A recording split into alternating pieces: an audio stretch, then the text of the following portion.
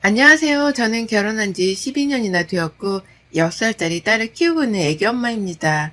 우연히 애기 어린이집 친구 엄마 소개로 이 채널 알게 됐고 마음이 힘들 때든 우울할 때든 심심할 때든 올라오는 영상들을 보며 위로를 받았어요. 영상이 올라왔다는 알림이 딱 뜨면 남편 전화보다 더 반가웠죠. 뭐 저런 사람들이 다 있을까? 솔직히 그렇게 생각을 했었던 사연들이 한두 가지가 아니었는데 제가 겪은 결혼 생활을 보면 이 또한 어마어마한 사건 중 하나라서 한번 공유를 해볼까 합니다. 남편과 저는 1년하고 3개월 정도 연애를 하고 결혼을 했어요. 원래 결혼이란 게 막 느낌이 온다고 하는데 저는 남편에게 느낌이 왔다기보다는 이 사람이랑 헤어지고 또 다른 사람을 만나서 처음부터 다시 시작하는 게 하기 싫었습니다. 그냥 나이도 어느 정도 차 있는 상황이었고 이 정도 사람이면 결혼해서 산다고 해도 나쁠 것도 없다고 생각을 했어요. 그렇다고 사랑하지 않고 미지근한 관계였던 것은 아니었지만 단지 확 끌리는 무언가 없었던 겁니다. 저와 다르게 남편은 저랑 연애를 하면서 어느 순간부터는 결혼에 대한 확신이 생겼다며 우린 꼭 결혼하게 될 거라고 말을 했어요. 그런 남편을 바라보면서 한편으로는 신기하기도 하고 그 느낌과 확신이란 게 대체 뭘까 궁금하기도 했습니다. 아무쪼록 별탈 없이 결혼한 저희 부부는 원래 맞벌이 부부였어요. 제 직업 특성상 야근이 잦았고 남편은 칼퇴였죠. 그렇다 보니 늘 저녁을 홀로 챙겨 먹어야 했는데 점점 시간이 지나니까 남편은 이게 불만이 돼버렸나 봐요. 하루는 제게 이런 말을 하더라고요. 당신이 야근하는 거 어쩔 수 없다는 건 알거든? 근데 하루 이틀도 아니고 결혼하고 내내 저녁을 혼자 먹으니까 결혼한 건지 안 한 건지도 모르겠어. 그리고 나 음식 진짜 아무것도 못하는 거 알잖아? 해보려 해도 진짜 모르겠고 배달시키면 또 왜 이렇게 과하게 시켜 먹냐고 뭐라고 하고 어쩌라는 건지를 모르겠어. 여보, 근데 그건 좀 아닌 것 같아. 차라리 혼자 밥 먹는 게 외롭고 쓸쓸하다고 했으면 나 너무 미안하다고 이해도 가고 막 그랬을 건데 당신의 지금 그 이유는 밥 차려줄 사람이 필요한데 없어서 힘들고 짜증나 정도로밖에 안 들리거든. 그래서 기분이 진짜 별로 안 좋네? 아니, 내 말은 그런 뜻이 아니잖아. 그러게 말하기 전에 정리 좀 해서 말하지 그랬어? 기분 너무 상한다. 나도 힘들어 죽겠거든? 그렇게 야근하고 와서 씻고 바로 뻗어서 겨우 몇 시간 자고 일어나서 당신 아침 차리잖아. 그 새벽에 쪽잠 자고 일어나서 아침을 한식으로 매일 차리는 게 쉬운 줄 알아? 당신도 직접 손으로 못해 먹으니까 대충 알 거 아니야. 여보, 지금 싸우자는 게 아니야. 그래, 싸울 이유 하나 없어. 이건 당신이 나에 대한 배려가 너무 부족하다는 생각이 든다. 그냥 나도 말할게. 난 원래 아침 안 챙겨 먹는다고 했지? 근데 당신은 꼭 먹어야 한다고 했고, 그럼 알아서 먹던가 시리얼로 간단히 먹고 가. 피곤해서 나도 못하겠거든. 그리고 저녁에 밥을 먹고 싶으면 인터넷에 검색을 해서 레시피를 봐봐. 레시피를 보고 하면 누구나 다 할 수 있는 게 요리야. 적어도 노력이라도 해보고 투정을 부려. 안 그래도 힘들어 죽겠으니까 보태지 말고. 전 남편과 결혼 후 첫 다툼을 이렇게 하게 되었습니다. 너무 화가 났던 게 본인은 어려서부터 늘 아침에 국이나 찌개와 반찬들을 먹는 게 습관이 되어 그렇게 먹지 않으면 속이 안 좋고 너무 힘들다고 했죠. 그러나 전 반대로 자취하면서 혼자 챙겨 먹기가 힘들어서 안 먹어 버릇했더니 오히려 먹으면 속이 불편해요. 그치만 그런 남편을 배려해서 새벽 늦게 와도 몇 시간 못 자고 일어나서 손수 아침상 차를 두고 출근 준비하고 나갔거든요. 제가 거리가 더 멀어서 더 빨리 나갑니다. 그럼 적어도 다녀와서 설거지라도 해놔야 할 건데 설거지도 그대로, 저녁 먹은 것도 그대로 늘 그랬던 사람이에요. 이래서 살아봐야 안다고 하는구나 싶었습니다. 여행 다닐 때는 제가 말하기도 전에 척척 잘만 치우면서 깔끔쟁이처럼 보이더니만 실제로 같이 살아보니까 저 하나 부려먹지 못해 안달난 사람 같았어요. 참 속상했지만 저렇게 싸운 후부터는 제가 아침을 챙겨주지 않았고 덕분에 1시간 넘게 더 잘 수 있었습니다. 남편은 제게 투정 부리듯 진짜 안 해줄 거야? 라고 했지만 전 단호하게 응 이라고 했고 정 한식이 땡기면 반찬 가게 가서 사와서 먹던가 하라고 했죠. 제가 분명하게 말했던 게 야근 때문에 매번 붙잡혀 있는 것도 바쁜 시즌이 있으니까 그 시즌에는 이해 좀 부탁한다고 말을 했었습니다. 그런데도 저렇게 행동을 하니 얄미운 그 자체였어요. 그런 남편과도 아웅다웅하며 서로 맞춰가며 그렇게 살았습니다. 아무래도 저희가 나이가 조금 있다 보니 이세 계획을 서두를 수밖에 없었고 바쁜 시즌이 끝나자마자 열심히 노력했어요. 그러나 전혀 어떤 소식도 없고 너무 규칙적으로 하는 생리를 보고 조금씩 마음이 불안했습니다. 하루라도 빨리 병원을 가는 게 좋겠다고 판단을 해서 저는 남편의 손을 이끌고서 병원으로 향했어요. 당연히 해야 하는 검사라고 생각하고 마음 편히 갖고 검사를 했지만 결과가 나오기 전까지는 떨리는 이 마음은 어쩔 수 없었습니다. 결과는 둘 다 문제없다고 하셨지만 저희는 노선에 접어들기 직전이라는 게 너무 두려워서 고민 끝에 시험관을 택했어요. 난임 부부가 정말 많다고 했지만 제가 또 그 길을 걷게 될 줄은 몰랐습니다. 시험관 해보신 분들은 아실 테지만 그거 한두 번이 아니라 몇 년씩 끌고 가게 되면 사람 멘탈이 다 나가죠. 그렇게 저희 부부는 4, 5년 정도 시도를 했습니다. 그 사이에 임신 성공을 한 적도 있었지만 결과는 유산이었죠. 매번의 아픔을 겪고 나니까 이제는 임신이라고 도질이 나와도 기쁘지 않았어요. 이 과정에서 남편과도 어색해졌습니다. 제가 많이 힘겨워하니 늘 미안하면서도 힘을 내달라는 게 남편이었고 전 그 말이 너무 듣기 싫었어요. 힘내지 말라고 해도 알아서 낼 건데 힘을 내달라고 하는 건 꼭 아이를 갖자는 말 같아서 너무 부담스럽고 마치 저 때문에 못 갖는 것 같아서 싫었습니다. 피해의식이죠. 자존감도 떨어지고 피해의식에 쩔어서 완전 내 자신을 잃었던 기간입니다. 얼마나 못났으면 친한 친구가 임신했는데 쌍둥이라고 울더라고요. 첫째가 있는 상태로 둘째 임신한 건데 쌍둥이였고 첫째의 쌍둥이들까지 모두 아들이라 감당 불가라며 막 우는데 예전에 저였으면 진심을 다해 위로해주고 기분을 풀어줬을 겁니다. 그런데 속으로 제가 복에 겨운 소리하네 라는 생각을 했죠. 그때 느꼈어요. 이거 진짜 멘탈 관리 똑바로 못하면 사람들도 잃겠다 싶었습니다. 결혼을 했는데 임신을 못하는 며느리를 둔 저희 시모는 모든 게 제 탓이라고 안 그래도 작아져 있는 저를 더 작아지게 만드셨죠. 답답하다 답답해. 내 친구 자식들 보면 며느리가 아주 얘들을 잘 만났는데 도대체 너는 뭐가 문제냐? 어? 뭐가 그렇게 문제여서 얘를 여태껏 못 가져? 내가 봤을 땐 너 처녀씨들에 뭐 수술하고 그런 거 있니? 예지운 경험 있냐고. 그래서 임신이 어려운 거 아니야? 어머님 그런 적 없고 아시잖아요. 저희 둘 다 몸에 이상 없어요. 이상이 없는데 어떻게 임신 소식이 없냐고 몇 년 동안. 이대로 살 거니 니들은? 난 그걸 못 봐. 내가 며느리 하나 보자고 고작 우리 아들 결혼시킨 줄 알아? 집안 대를 이어 손잡으려고 결혼시킨 거지. 너 내가 딱 말하는데 지켜볼 거다. 그래도 애소식 없으면 넌 아주 끝이야. 시몬은 대놓고 저를 집안 대를 이어줄 사람 취급했고 그게 안 될 것 같으면 쫓아내버리겠다고 말했습니다. 안 그래도 참 힘든데 저렇게까지 하는 시모를 보고 있자니 말이 나오지 않았어요.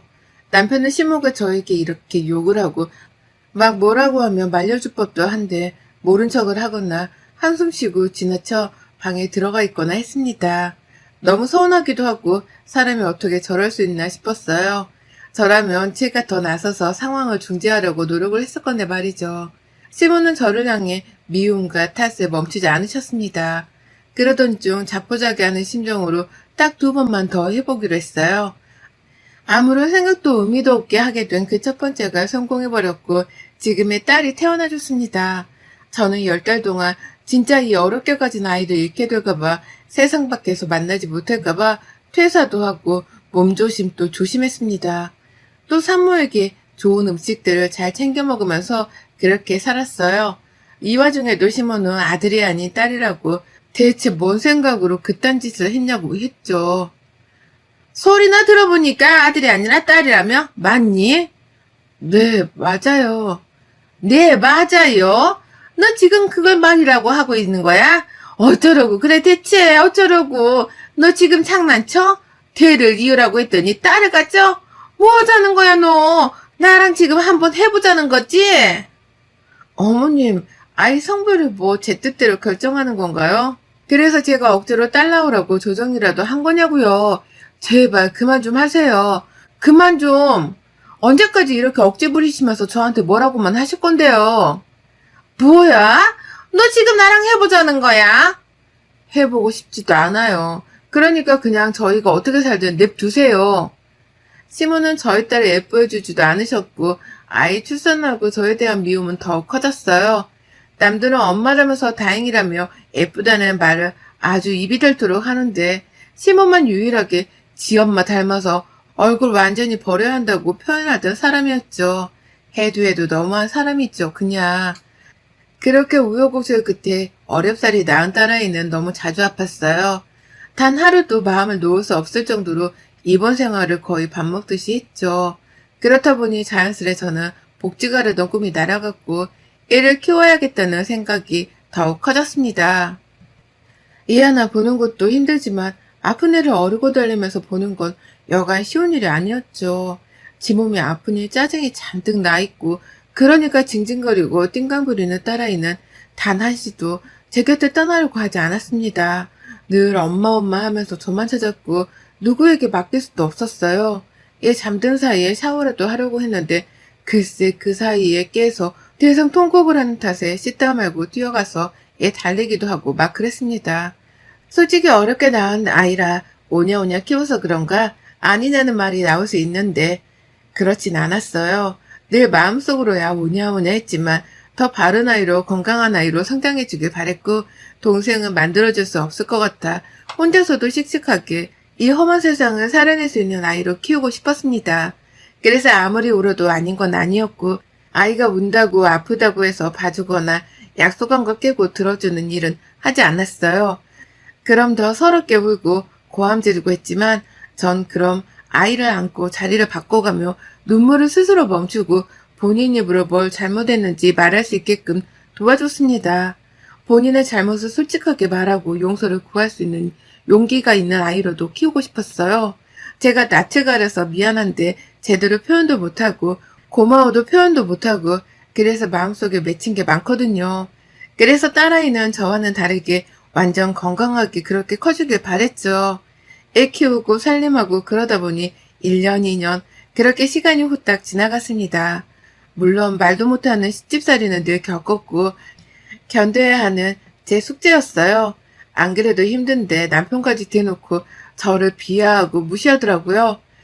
제가 임신하기 전 키랑 체중이 164cm에 51kg였습니다. 그리고 저 당시가 키는 그대로 몸무게가 53kg였죠. 아무리 노력해도 저 2kg가 빠지지 않아서 그냥저냥 무시하면서 살았거든요. 이날은 애가 하루 종일 울고 보채고 난리를 치다가 겨우 울다 지쳐 잠들었던 날이었고 하루 종일 물 한 모금을 제대로 마시지도 못하고 물론 밥도 못 먹었죠. 애를 재우고 어지러진 거실을 치우고 씻고 나와서 너무 배가 고파서 찌개에 밥을 말아서 먹고 있었습니다. 그때 남편이 퇴근해서 집에 왔고 저를 딱 보더니 인상을 찌푸리면서 그랬죠. 야, 지금 시간이 몇 시인데 밥을 처먹냐 너? 진짜 관리 안 할래? 요즘 애 낳은 엄마라고 누가 관리를 안 하냐? 너 진짜 아줌마 같아 알아? 무슨 돼지 한 마리가 앉아있나 했네. 추하다 추해 정말. 말 다 했어? 나 오늘 물 한 모금도 제대로 못 마셨어 알아? 너무 배가 고파서 죽을 것 같아서 이제 겨우 11시인 지금에서야 한술 뜨는데 말을 겨우 그렇게밖에 못해? 왜 지금 밥을 먹냐? 왜 뭐 먹었냐고 무슨 일이었냐고 물어보는 게 맞지 않아? 네가 뭔 일이 있던 말도 내 알바야? 내가 집안일까지 신경 써줘야 하냐? 아무튼 간에 가만 보면 살기 편하니까 살도 저렇게 디룩디룩 찌는 거야. 너 옛날에 연애할 때는 이 시간에 죽어도 탄수화물 안 먹었어. 기억 안 나냐? 근데 찌개에 밥을 말아서 드신다? 아이고 대단하시네요. 남편은 저를 보며 한껏 비꼬고 욕을 했습니다. 더 열받는 건 애기 도중 누군가에게 전화가 왔고 그냥 받아버린 후 제 욕을 하면서 방으로 들어가는 거예요. 나 지금 들어왔어. 아 근데 내가 한 잔 더 하자고 했잖아. 집구석에 들어와봤자 애는 징징거리고 옆에 있는 애는 완전 아줌마가 따로 없어. 그냥 살맛이 안 나. 이 집구석에 들어오면 숨이 턱턱 막힌단 말이야. 저 말을 듣는데 갑자기 눈물이 막 쏟아지더라고요. 겨우 진짜 딱 3숟갈 정도 먹은 밥을 그대로 벌어버리고 무작정 밖으로 나가서 편의점 가서 캔맥주 시원한 거 한 캔 사서 놀이터에 앉아서 벌컥벌컥 마셨습니다. 제가 너무 불쌍하고 한심하더라고요. 왜 이러고 사나 싶고 이혼이 뭐 그렇게 무섭다고 이혼을 못하는 건가 싶고 막 그렇게 생각을 하다 보니 이혼 그까짓 것 계속 건들면 나도 한다는 마음으로 다짐했습니다. 그 다음날 남편을 출근 전에 제게 그러더군요. 내가 생각을 해봤는데 돈 한 푼 안 벌면서 감히 남편이 벌어다 준 돈을 지가 관리하는 꼴 내가 못 보겠거든. 그래서 앞으로는 생활비랑 용돈 합쳐서 딱 이체해 줄 테니까 나머지 신경 꺼. 그렇게 큰 소리 치던 남편이 준 돈은 매달 35만 원이었고 이 돈으로 애 병원비고 뭐고 다 하라고 하더군요. 참 미친 소리죠. 적어도 얘한테 들어가는 돈은 같이 해줘야지 어떻게 이럴 수 있을까 싶었습니다. 결국 이혼 생각이 없던 것도 아니고 더 늦기 전에 일을 시작해야겠다 싶어서 무작정 근처 분식집 가서 서빙도 하고 설거지도 하고 그랬어요. 그러다 지인 소개로 예식장에서 안내도우미 일을 하게 되었습니다. 정말 오랜만에 정장에 구두까지 신고 한껏 꾸민 후 일을 하니까 저도 사람이 된 것 같더라고요. 매일 그렇게 목 늘어난 티에 무릎 나온 바지만 입다가 말이죠. 일이 너무 즐겁고 행복했고 아기가 어린이집에 있는 내내 전 열심히 일했습니다. 남편은 제가 어디서 뭘 하는지 관심도 없었어요. 제가 번 돈은 혹시 몰라서 쓸 돈 조금만 빼두고 다 모아두고 있었습니다. 그러다 어느 날 피곤에 쩔어서 설잠이 들었는데 각방스런 남편이 술이 떡이 돼서는 안방으로 들어온 거예요. 놀래서 뭐하냐고 나가라고 했는데 저를 꽉 끌어안더니 머리까지 쓰다듬고 한숨을 쉬더라고요. 순간 너무 놀랐습니다. 이 사람이 왜 이러지 싶었어요. 그런데 그 순간 남편은 그랬죠. 솔미야, 내 사랑 솔미야. 오빠가 얼른 진짜 공개적인 내 여자로 만들어줄게. 늘 미안하고 너무 사랑해. 제 이름은 소리인데 솔미를 사랑한다? 아, 바람피구나 싶었습니다. 전 바로 발버둥 치며 저리 가라고 했는데 힘을 이길 수 없었고 그냥 열받아서 급소를 발로 살짝 쳐버렸어요. 그러자 악하는 비명을 지르며 아주 뒹굴뒹굴 하더라고요. 그런 남편 놈을 질질 끌어서 거실에 팽개치고 혹시 몰라 잠든 딸방에 가서 아이를 데리고 안방으로 와 문을 잠그고 잤습니다. 낯설지 않은 소미라는 이름, 분명 제가 아는 사람 같은데 기억이 나지 않았고 한창 고민 끝에 2판 4판이라고 이혼을 결심한 후 지인을 통해 업체 하나를 소개받았죠. 제가 아는 지인의 친구가 실제로 남편이 바람나서 이혼할 때 이 업체를 통해서 도움을 받았다고 했습니다. 그래서 저도 도움을 받았어요. 모든 증거는 싹 수집을 했고 변호사를 통해 제 사건을 접수하고 상간소송 준비와 이혼소송 준비를 다 해뒀습니다. 그 후 남편이 일하는 학원으로 찾아갔어요. 그때 저를 보고 놀라는 신입 병아리 강사 하나가 보였죠. 안녕하세요 사모님 뭐래? 병 있어 너? 말을 그렇게 버벅이면서 무슨 강사를 해. 몸 팔고 들어왔니? 너랑 뒹군 내 남편 데리고 와. 여보 여기 무슨 일이야? 여기 지금 학부모님들도 계시고 학생들도 많으니까 우선 진정해봐. 남편 뺨을 확 차버리고 이어 상간님 머리채를 확 휘어잡고 남편을 쳐다보며 말했죠. 넌 내가 호구 같았겠다. 5년을 시험관에 도전해서 겨우 얻은 딸 하나 키우자고 온몸 불사지르면서 사는 네 와이프는 아줌마 같고 밥 한 끼 못 먹는 네 와이프가 늦은 저녁 겨우 밥 말아서 밥 먹으면 돼지 같으면서 겨우 이딴 어린 년이랑 바람이 나서 그렇게 뒹굴었어? 전 그리고 이후 불륜 증거가 담긴 다양한 사진들을 곳곳에 집어던졌어요. 그러자 학부모와 학생들은 웅성이며 막 주웠고 수습 불가였죠. 이거 마이크인가 봐. 자자 들으세요. 여러분 저는 결혼 12년차 된 여기 계신 이현중 강사님 와이프예요. 슬라이에 6살짜리 딸아이를 두고 있죠. 그런데 이제 막 들어온 신입 강사랑 사진과 카톡 내용을 보시면 아시겠지만 너무 진한 관계더라고요. 집에 있는 딸이랑 와이프는 관심도 없고 둘이 알아서 살으라고 한 달에 35만 원 쥐어주는 게 끝인데 말이죠. 하루가 멀다 하고 일하고 예보고 살림하고 그렇게 호구처럼 산 결과가 바로 이거네요. 억울해서 어디 조용히 이혼하겠어요? 뒤집어줘야지. 저뿐 아니라 내 딸한테서 아빠를 사라지게 만든 죗값까지 똑똑히 치르게 해줄 거야, 니들은. 사모님 죄송해요. 그런데 정리할 수도 있어요. 저 진짜 이제 시작이라서. 나랑 얘기하자, 여보. 집 가서, 어? 이제 시작? 말 잘했네. 그래, 나도 이제 시작이야. 여러분, 영상도 찍고 널리 맘카페도 학부모들에게도 소문 좀 내주세요. 이것들 학원에서도 그지됐던데 아이들 공부하는 신성한 교실에서 말이 됩니까? 상상도 할 수 없죠. 더러운 것들. 야, 니들 인생은 그냥 아작난 거야. 알겠어? 제게 무릎 꿇은 남편과 상간잎밤을 한 대씩 더 쳐주고 남편에게 말했어요. 오늘 안에 당장 집에 와서 니 짐 다 빼가. 안 그럼 내일 사람 불러서 싹 다 빼버릴 거야. 오늘 이후로 네가 우리 집 온다. 그럼 주거친 입으로 경찰 부를 거야. 내가 니네 엄마 안 찾아가는 걸 다행으로 여겨라. 그 후 집에 와서 그놈 짐을 다 현관에 집어던지고 있었는데 시모가 왔더군요. 오자마자 제 뺨을 치료하길래 손을 확 잡고 되려 제가 연속으로 쳐버렸어요. 당신이 뭔데 감히 내 뺨을 쳐? 천박하게. 더 맞기 싫으면 조용히 입 다물고 네 아들 짐이나 챙겨서 가. 경고하는데 딱 1시간 내로 니들 안 나가면 그땐 어떻게 되는지 보자고. 너무 재밌을 것 같지 않니? 돌았어? 돌아도 완전히 돌았어. 입 다물라고 경고했을 텐데 뭐 뺨 더 맞고 싶은 건가? 바로 짐을 다 챙겨서 허겁지겁 저들어 나갔고 그 이후 이혼, 상간소송 모두 승소하며 깨끗하게 마무리했어요. 물론 저것들은 학원 바닥에 제대로 소문이 나서 정말 망해가는 학원이 아닌 이상 받아줄 곳도 돈도 없었죠. 그래서 유튜브 방송을 시작했는데 매일매일 욕만 먹다가 그것도 접었더군요. 원래 인생은 주는 대로 받는 법 아니겠습니까? 여러분의 생각은 댓글로 남겨주세요. 오늘도 시청해주셔서 정말 감사합니다.